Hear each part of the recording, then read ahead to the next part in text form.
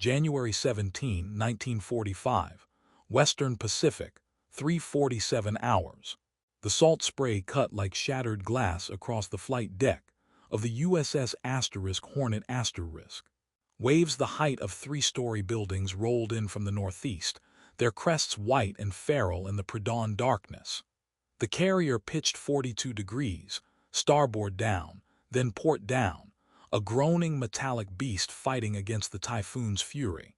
Rain fell not in drops but in horizontal sheets, driven by winds clocking 70 knots across the deck. The catapult crews worked in near-total blackness, their hands moving by memory and faith, securing the wings of Hellcat fighters whose propellers spun lazily in the gale. Above the howl of wind and ocean, a single sound cut through, the klaxon announcing flight operations, in weather that no rational man would call survivable, in seas that mariners had avoided since the age of sail. The United States Navy was about to launch aircraft into combat. 400 miles to the west, aboard the Japanese heavy cruiser Haguro *, Commander Takeo Yamaguchi stood on the bridge wing, binoculars pressed to his face despite the rain. He had been a naval aviator before the Empire's carrier fleet was decimated at Midway and the Philippine Sea. He understood aircraft, weather, and the limits of human capability. He watched the storm system on the horizon, the same system now battering the American task force, and he smiled for the first time in weeks. The Typhoon was an ally. It would ground the enemy's air wings. It would give the convoy he was escorting, 6 transports carrying desperately needed reinforcements to Luzon, a corridor of safety. The Americans, he knew, would never fly in this. No one would. It was meteorologically impossible, strategically insane. The flight decks would be death traps. The aircraft would tumble into the sea like broken toys. He did not know he was about to witness something that would haunt. By January 1945, the mythology of Japanese naval aviation, once the terror of the Pacific, had become a ghost story whispered by old men.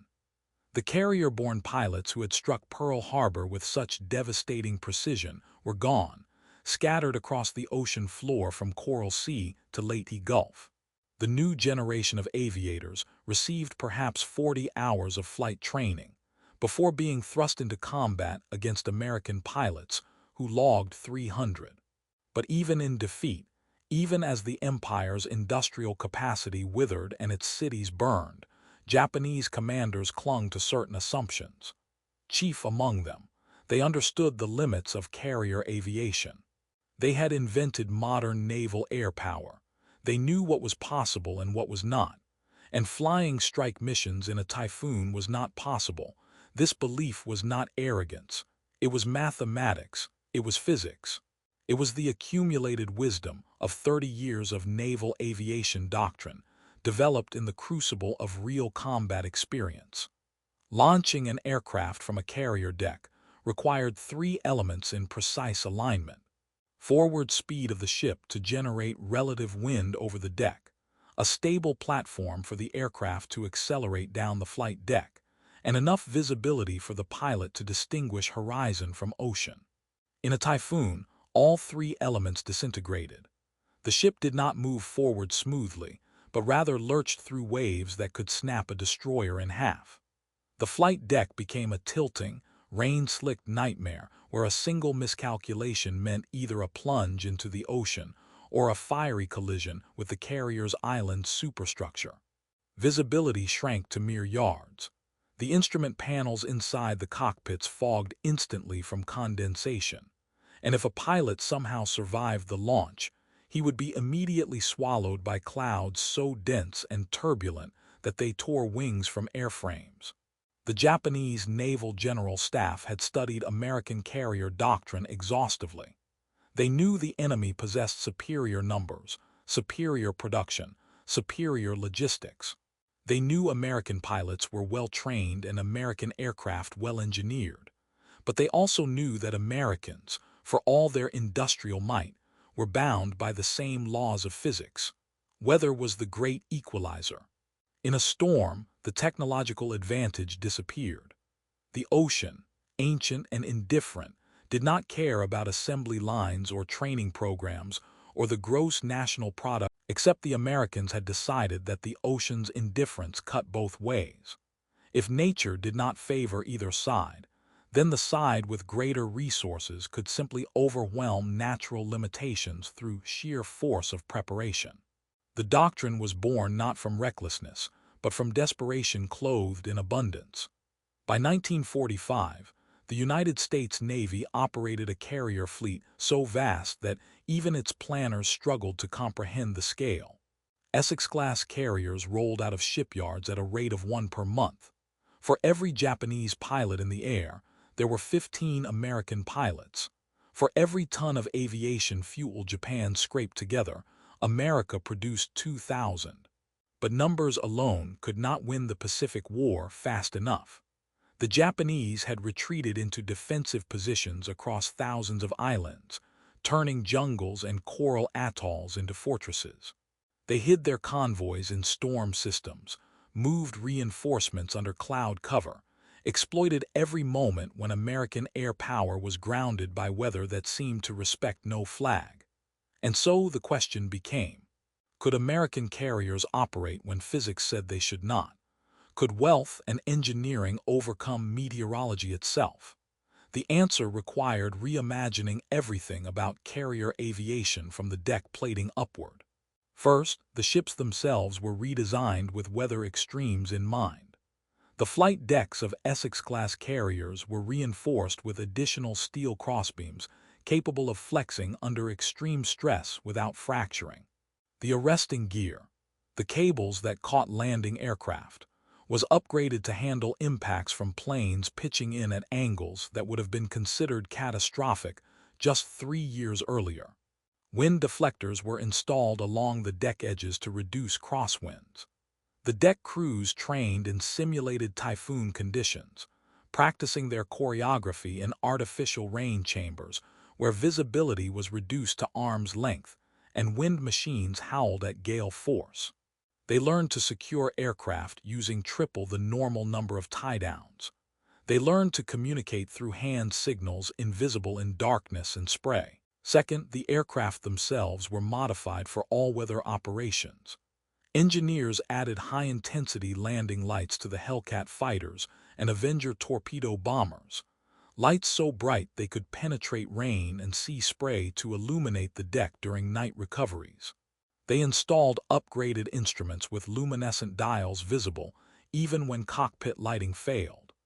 They reinforced the landing gear to absorb the brutal impacts of carrier landings in heavy seas, impacts that could generate forces exceeding 8 times gravity. Most crucially, they trained pilots not just to fly in adverse weather, but to launch and recover in conditions that veteran aviators would have refused even to taxi in. The pilots drilled endlessly in conditions that pushed the boundaries of survivability. They practiced instruments-only flight until they could navigate solely by the whisper of their gyroscopes and the faint glow of their artificial horizons, trusting machines over instinct. They flew through thunderstorms deliberately, learning to read the violence of clouds, to sense the rotational shear of wind that could invert an aircraft in seconds.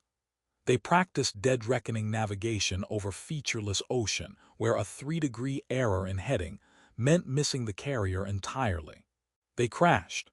They died in training accidents that the Navy did not publicize, deaths recorded in classified reports as necessary costs of developing unprecedented capabilities. And slowly, incrementally, through attrition and adaptation, they developed a skill set that had not existed 4 years earlier, the ability to operate in weather that grounded everyone else. But even with preparation, even with technology, even with training that bordered on brutal, the decision to launch in a Typhoon came down to something that could not be quantified in engineering specifications or training manuals. Institutional belief. The belief that American material abundance could bend probability, that superior logistics could transform the impossible into the merely dangerous, that enough resources, properly applied, could rewrite the rules that had governed warfare since men first went to sea. Commander Yamaguchi, watching the storm from *Haguro**S bridge, did not believe such a thing was possible. He had been trained in a naval tradition that emphasized skill over materiel, spirit over abundance, and the purity of Bushido over the crude arithmetic of industrial production. American excess, in his understanding, was a weakness masquerading as strength. All the factories in visibility, all the oil wells in Texas could not make the Typhoon less deadly. All the steel mills in Pennsylvania could not override the fundamental physics of flight. He was about to learn that he was both right and catastrophically wrong. The first Hellcat left the Hornet*S deck at 4:12 hours. The pilot was Lieutenant Robert Klein, 23 years old, from a dairy farm outside Madison, Wisconsin. He had logged 97 carrier takeoffs in his 14 months in the Pacific. None had been remotely like this. None had involved winds that threatened to flip his aircraft before he even left the deck. The catapult officer gave the signal, a sharp dropping of the illuminated wand barely visible through the rain, and Klein shoved the throttle to full military power. The Hellcat's R-2800 engine roared to life, the sound briefly drowning out the storm, 18 cylinders producing 2,000 horsepower in a mechanical scream that spoke of controlled violence. And then the catapult fired. The aircraft hurtled forward, compressing Klein into his seat with 4 gravities of force that turned his blood to lead and his vision to tunnel darkness. For 2 seconds he was locked to the deck, accelerating through wind and rain that hammered his windscreen opaque, turning the world into a blur of gray and black. Then the deck ended and gravity took over. The Hellcat dropped. It fell 12 feet before Klein's airspeed built enough for the wings to generate lift. His altimeter spun backward, unwinding like a countdown to oblivion. The ocean, black, white-capped, murderous, rose toward him with the inevitability of judgment. Klein's left hand worked the stick with microcorrections born of training and terror, right hand adjusting throttle with millimeter precision, eyes darting between instruments because the windscreen showed him nothing but the abstract fury of water and air. The Hellcat shuddered, wings flexing under aerodynamic stress, caught air with a jolt that slammed Klein against his harness, and began to climb. At 50 feet altitude, he entered the base of the clouds and the world disappeared. Entirely. There was only the cockpit, the instruments glowing faintly in the darkness, and the scream of the engine fighting against wind shear that tried to tear the aircraft apart. Behind him, at 30-second intervals, 11 more Hellcats followed. Each pilot experienced the same sequence: the catapult launch, the sickening drop, the desperate climb into clouds that felt more liquid than air. Each pilot fought the same battle against vertigo, against the instinct to trust his inner ear over his instruments, against the primal fear that whispered he was already dead and simply did not know it yet. The launch sequence aboard Hornet took 14 minutes. No aircraft was lost on takeoff, though 2 pilots later reported that their wheels had touched wave crests during their initial descent off the deck, skipping across water before clawing back into sky. The squadron assembled, by radio and faith, inside the storm, climbing to 8,000 feet where the turbulence was merely violent instead of lethal. They flew in loose formation, each pilot locked onto his instruments, following a heading calculated to intercept Commander Yamaguchi's convoy 90 miles to the northwest. They trusted that the calculations were correct. They trusted that the convoy would be where intelligence said it would be. They trusted because trust was all they had. On the bridge of *Haguro**, the radar operator reported multiple airborne contacts bearing 090, range 40 miles, closing. Yamaguchi stared at the scope, at the green blips emerging from the storm system that should have been impenetrable, and felt something cold settle in his chest. It was not fear. He had made peace with death long ago, had written his death poem and accepted that he would not see Japan again. It was the realization that the axioms of his profession, the assumptions that underpinned his entire understanding of naval warfare, had just been invalidated by an enemy who refused to accept limitations as permanent. If the Americans could fly in this, then nowhere was safe. No weather was refuge. The ocean itself had become unreliable as an ally. The natural world had been bent to serve American will. The attack was brief and brutal, and executed with a precision that made a mockery of the conditions. The Hellcats descended through the cloud deck at 5:07 hours, breaking into clear air just 800 feet above the convoy. Visibility beneath the storm was perhaps 3 miles, enough for pilots trained to acquire targets in seconds. The Japanese transports were wallowing in the heavy seas, making perhaps 4 knots through waves that broke over their bows, their escorting destroyers struggling to maintain formation in water that treated steel hulls like toys. They had no combat air patrol above them. They had assumed none was possible. They had made their plans based on the reasonable belief that nature would protect them where guns could not. Klein rolled his Hellcat into a 40-degree dive, lining up on the lead transport's stern. The ship's anti-aircraft guns opened fire, streams of tracer rounds arcing up through the rain in patterns of desperate geometry. But the gunners were firing blind, their optics fogged with condensation, their platforms heaving through arcs that made precise aiming impossible. Klein released his bombs at 400 feet and pulled out hard, the G-forces graying his vision to tunnel darkness, the stick vibrating in his hand with the protest of a machine pushed to its limits. Behind him, 2 500-pound bombs struck the transport amidships. The detonations were muffled by wind and rain, but the effect was unmistakable. Fire bloomed orange against the gray morning, and the transport began to list to port, water pouring through ruptured hull plates. 11 Hellcats made their runs in sequence, each pilot diving through anti-aircraft fire that grew more sporadic as gun crews abandoned their stations or were swept overboard by waves. 3 transports were hit directly. One destroyer, attempting to maneuver to shield a transport, took a bomb meant for its charge and broke in half, the stern section rising vertically before disappearing beneath the waves in less than a minute. The entire engagement lasted 6 minutes from first bomb to last. Then the Hellcats climbed back into the storm and vanished, leaving behind burning ships and men thrashing in typhoon-driven seas where survival time was measured in minutes. Commander Yamaguchi watched it happen through binoculars, his hands steady despite the cold truth settling over him like a shroud. The Americans had not just attacked in a typhoon.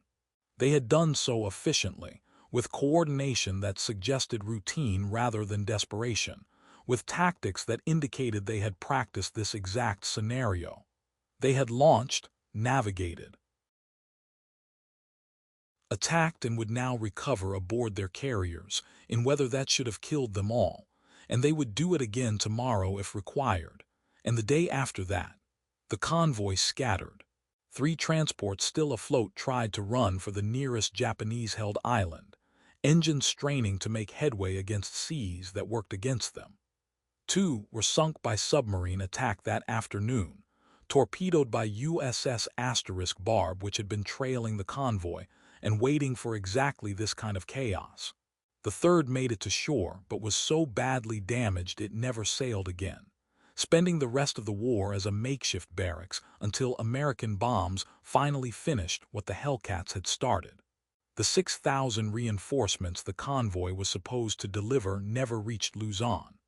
The Japanese defensive line there, already thin and undersupplied, collapsed 8 days later under an American assault that faced less resistance than expected.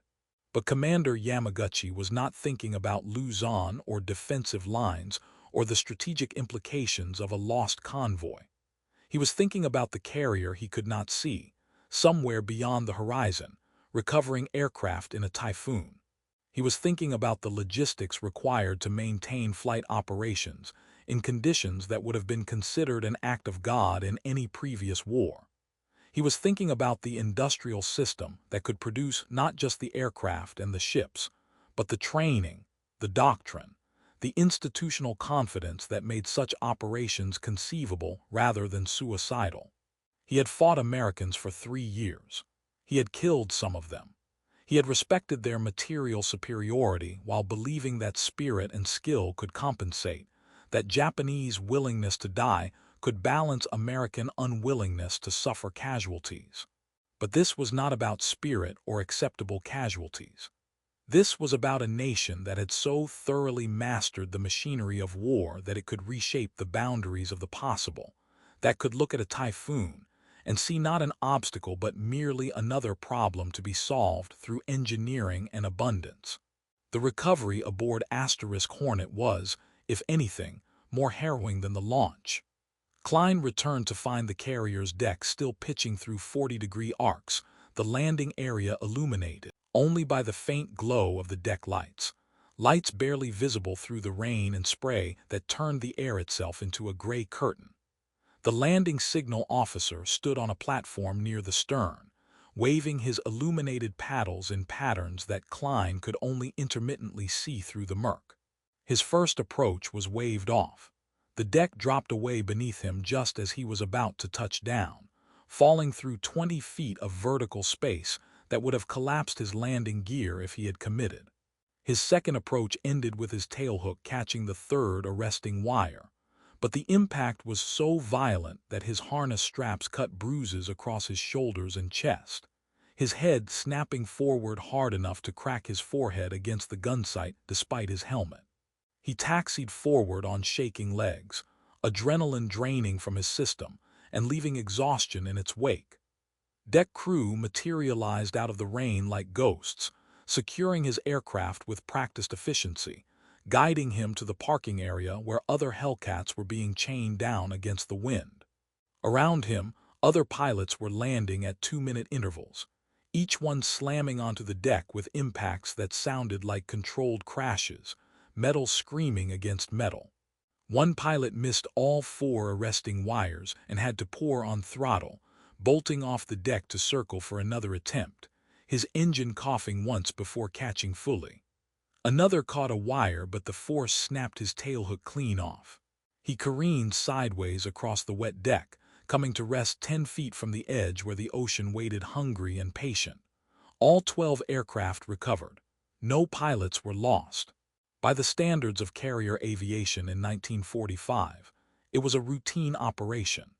In the ready room, Klein peeled off his flight suit and found his hands shaking, not from fear, though he had been afraid, but from the sheer physiological toll of 90 minutes spent in combat and storm, and the razor edge between controlled flight and catastrophic failure. A steward handed him coffee, hot and black, and a sandwich made with fresh bread, real butter, sliced turkey. Klein ate mechanically, barely tasting it, his mind still half in the cockpit reliving each moment of the approach. And then, as the warmth of the coffee spread through him and the food settled the hollow ache in his stomach, he realized something. This was routine. The bread had been baked that morning in the carrier's galley, 4 ovens running continuously to feed 3,000 men. The butter had come from refrigerated stores maintained at 38 degrees Fahrenheit regardless of external conditions. The turkey was part of the ship's supply of fresh meat, replenished weekly by supply vessels that sailed, braving the same storms, maintaining a logistics chain that stretched 6,000 miles back to San Francisco. Even in a typhoon, even in combat, the apparatus continued. Food appeared, fuel appeared, ammunition appeared, parts for damaged aircraft appeared. The carrier was not just a warship but a mobile city, a fragment of American abundance transplanted to the edge of the world, and maintained there through sheer force of will and industrial capacity. Klein thought about the Japanese pilots he had seen in after-action reports and intelligence summaries, captured or killed, their bodies emaciated, their aircraft patched with salvaged metal and held together with wire. He thought about the intelligence summaries describing Japanese supply convoys hunted to extinction, Japanese bases starving, Japanese pilots flying their final missions with barely enough fuel to reach their targets and none to return. And he understood, in a way that transcended the tactical victory of that morning, what the war was actually about. It was not about courage or skill, though both sides possessed those qualities in surplus. It was not about devotion to cause or willingness to die, though Japanese pilots had demonstrated both with a commitment that bordered on suicidal. It was about systems. It was about the unglamorous machinery of logistics that could deliver fresh bread to a carrier in a typhoon, that could maintain flight operations in impossible conditions, not because of individual heroism, but because the entire apparatus, industrial, institutional, human, had been constructed specifically to do exactly that. The miracle was not that Americans were braver or smarter. The miracle was that American logistics made bravery and intelligence effective rather than merely tragic. The storm that had seemed an ally to Commander Yamaguchi became, in Japanese naval analysis conducted after the war, a symbol of the impossible gap that no amount of fighting spirit could bridge. In the transcripts of the U.S. Strategic Bombing Survey, conducted in 1945 and 1946, Japanese officers returned again and again to moments like the *Hornet* strike. They described them not with bitterness or anger, but with a kind of weary incomprehension, the tone of men trying to explain why they had lost a war they had known they would lose for years, but had continued fighting anyway. How do you fight an enemy that operates without constraints? How do you plan defenses when the weather itself is no longer neutral?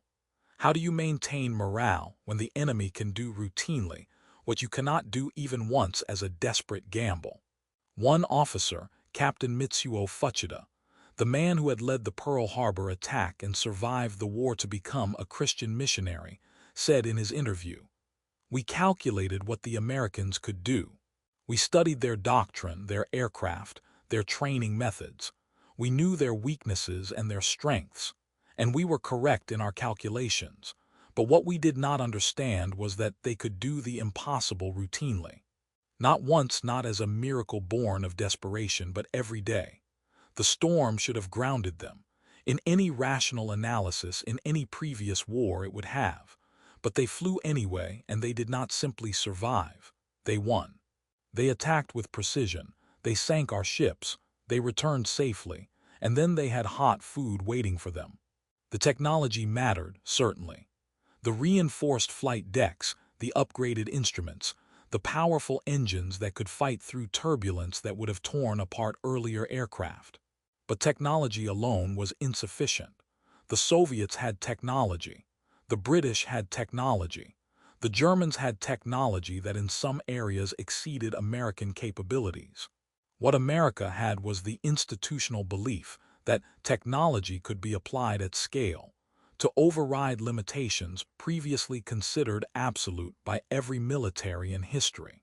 It was the same belief that built a bomber every 63 minutes, that trained a pilot every 45 minutes, that produced more aircraft in 1944 than Japan had produced in its entire industrial history from the Wright brothers to Hiroshima. And it was that belief, more than the bombs, more than the bullets, more than the individual acts of courage, that shattered Japanese morale at every level from the individual soldier to the strategic planning staff. You can endure an enemy who is stronger. Strength can be overcome through cleverness or favorable terrain. You can fight with courage against an enemy who is more numerous. Numbers can be negated through superior tactics or defensive positions. But how do you sustain hope against an enemy who operates beyond the rules of reality as you understand them? How do you maintain the will to fight when the very weather becomes There was a photograph, taken aboard Hornet * 3 hours after the strike, that never appeared in any wartime publication or newsreel. It showed the flight deck crew eating breakfast in the hangar bay, scrambled eggs cooked to order, crispy bacon, canned peaches in heavy syrup, fresh coffee poured from steel urns that never ran dry. The men were exhausted, soaked through despite changing into dry clothes, many sporting bruises from being thrown against bulkheads during the storm's worst moments. But they were eating. The food was hot. The portions were generous. No one was hungry. No one would be hungry tomorrow or the day after or any day for the duration of the war unless by personal choice. One of the crew, a machinist's mate named Anthony DeLuca from South Philadelphia, wrote a letter home that week. The censors cleared it because it contained no operational details, no ship names, no locations. He described the Typhoon in general terms, the difficulty of the launch, the successful recovery. And then he wrote, "Ma, the Japs must think we're crazy. Maybe we are. But I'll tell you what, I had bacon this morning. Real bacon, thick cut, not that thin garbage. And there's ice cream in the freezer for tonight if we're not at general quarters. Cherry vanilla. We're fighting a war in a typhoon and we've got ice cream waiting for us. I don't think the Japs have ice cream. I don't think they have bacon. I don't think they have anything except the will to die, and you can't eat will." DeLuca survived the war. He returned to Philadelphia in October 1945, worked in a machine shop for 32 years, raised 3 children, bowled in a league every Thursday night, and died in 1987 of lung cancer unrelated to his service. His letter is preserved in the National Archives, one of millions, a fragment of testimony to the logistics of abundance that won the Pacific War as surely as any battle. The ice cream was not trivial. It was not frivolous. It was not waste.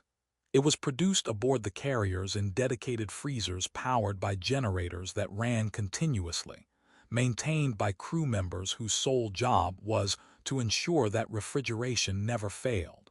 It was served to crews who worked 18-hour shifts because the medical staff had determined that morale, sustained by small luxuries that reminded men they were valued, improved performance by measurable percentages.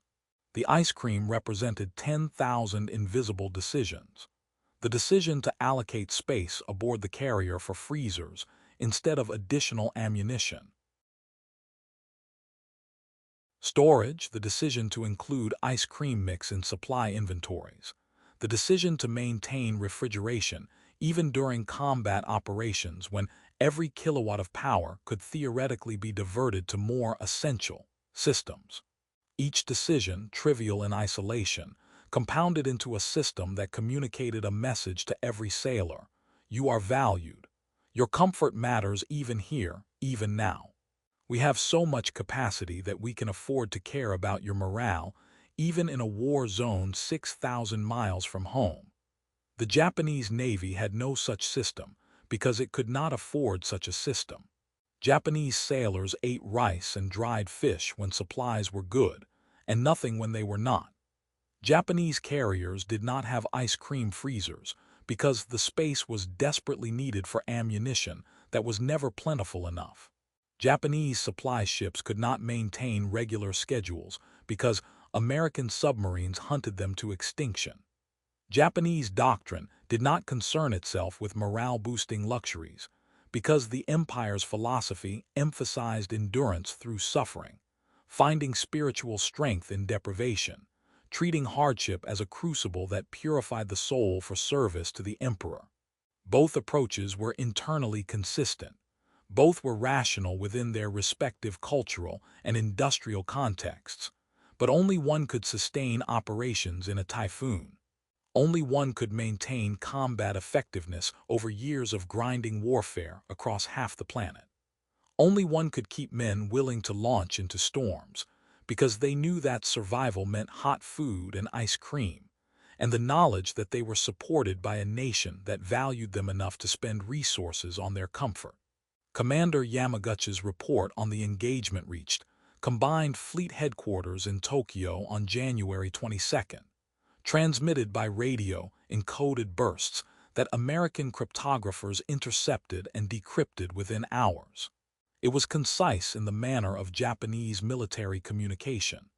Enemy carrier aircraft attacked convoy in grid reference JK-47 during typhoon conditions. Weather parameters.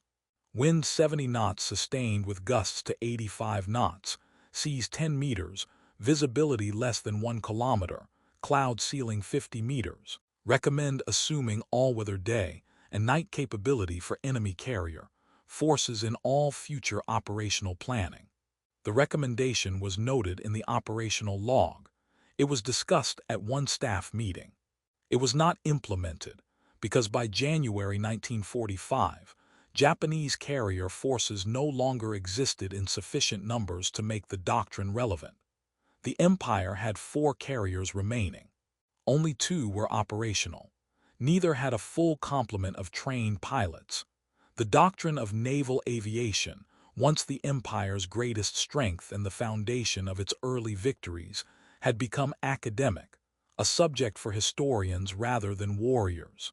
But Yamaguchi's report circulated among surviving naval officers in the months after the surrender, passed from hand to hand in the occupied ruins of Japan, studied in the harsh light of defeat.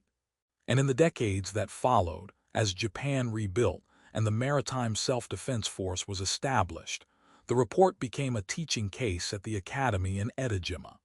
Instructors used it to illustrate the difference between tactical skill and strategic depth, between winning battles and winning wars, between what is possible and what is sustainable. They showed cadets the calculations Yamaguchi had made, calculations that were mathematically correct, meteorologically sound, and strategically worthless. They explained that knowing what the enemy should be able to do was irrelevant if the enemy possessed the resources and institutional will to do the impossible. They taught that warfare in the industrial age was not primarily about tactics or weapons, but about systems. The ability to generate, sustain, and project power continuously regardless of conditions. One instructor, Commander Hideo Nakamura, lecturing in 1978 to a class of officer candidates, said, "Yamaguchi understood carrier aviation as well as any man alive in 1945. His mistake was not one of ignorance but of assumption. He assumed the Americans were playing the same game we were playing, operating under the same constraints, subject to the same limitations. They were not. They had changed the game entirely. They had so much wealth, so much industrial capacity, such thorough logistics that they could afford to rewrite physics. Not literally, of course. The laws of thermodynamics still applied, the storm was still deadly, the risks were still real. But they could stack probabilities so heavily in their favor that the improbable became routine, and the impossible became merely difficult. That is what abundance does in warfare. It transforms miracles into policy. It turns desperate last chances into standard operating procedure." The lecture notes